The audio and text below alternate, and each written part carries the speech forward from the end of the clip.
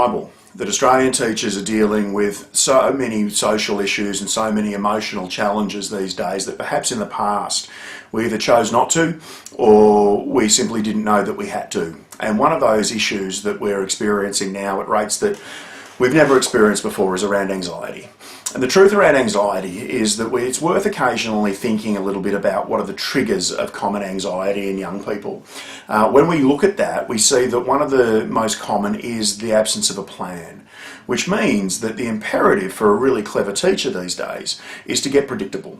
So what I want to talk to you about today is 3 types of predictability that you can bring to your practice that can certainly provide great comfort to the young people you care for who are experiencing anxiety. The first type of predictability is predictability of routine.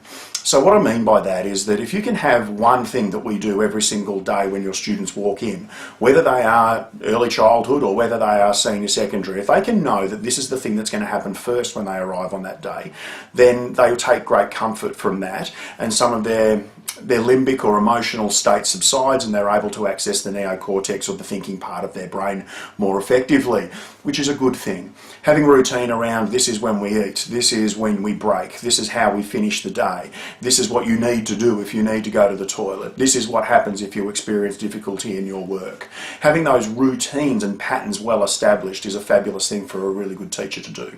The second type of predictability that I want to bring to your attention is social predictability.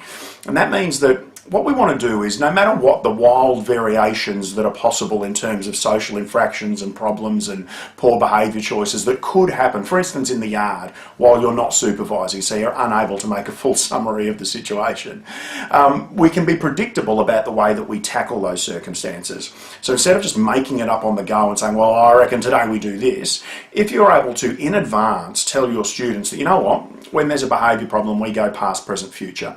We get a rough idea of what's happened, we talk about the impact on people, and we make agreements and decisions about what we're going to do in the future to fix that harm, then young people can know that no matter what the situation is that comes along, we drop it into this repeatable methodology that I can take some comfort and relief from.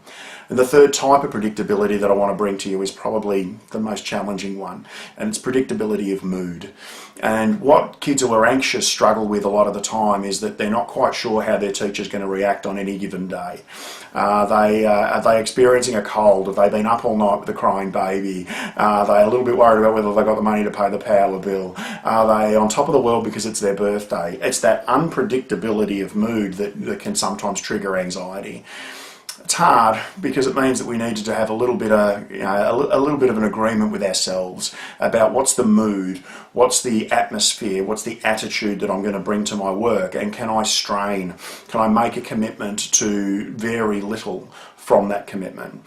We need our kids to basically not know too much about whether we're having a good day or a bad day, but if we are, and we need to let them know that there is a variation in us, tell them about it. Don't let them just deal with it.